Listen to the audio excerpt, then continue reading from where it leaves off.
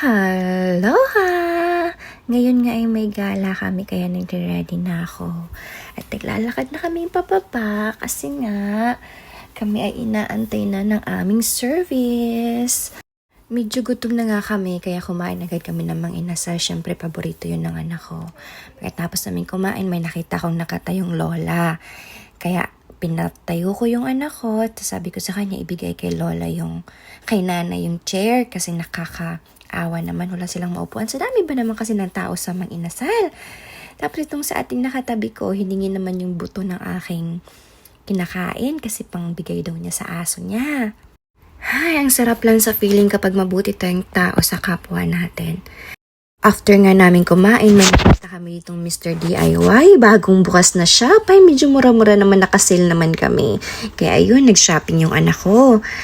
At after nun, ako nga'y agad-agad pumunta ng parlor. At sinimulan na nila himasimasin ng aking ulo. At ito nga'y nilagyan pa nga ako ng hindi ko alam kung ano to ay.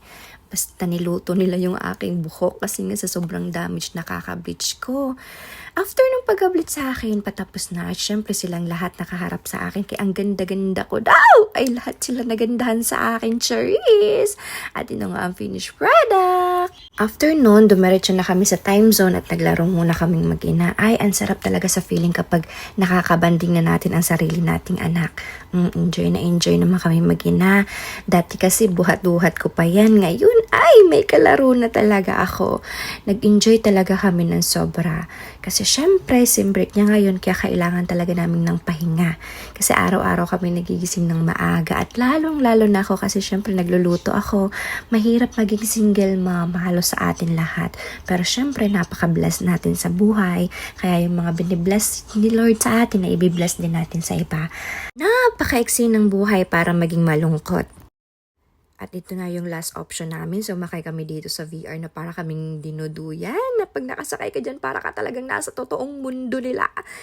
Ako ngayon napahiya kasi nung nilagyan ako ng seatbelt ni kuya. Bukas pala yung zipper ko. Sabi niya, ma'am, bukas po yung zipper niyo. Ay, nakakaya talaga. Pero sobrang enjoy namin ngayong araw. Ay, nagabihan na nga kami kaya kumain kami ng Jollibee. At after namin kumain kami na ipauwi.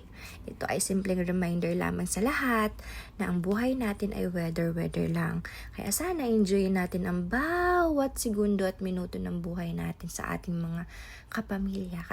At sa mundong ito, mas nangingibabaw pa rin ang kabutihan. Kaya sana wag natin kalimutan na maging mabuti sa kapwa at maging kind tayo sa bawat salita na lumalabas sa ating bibig para sa ating mga sarili at para sa iba.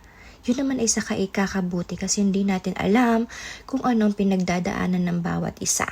O siya, pauwi na kami. And thank you Lord sa lahat-lahat. Hindi ako magsasawa pag thank you sa buhay na meron ako ngayon. Thank you for watching. Bye!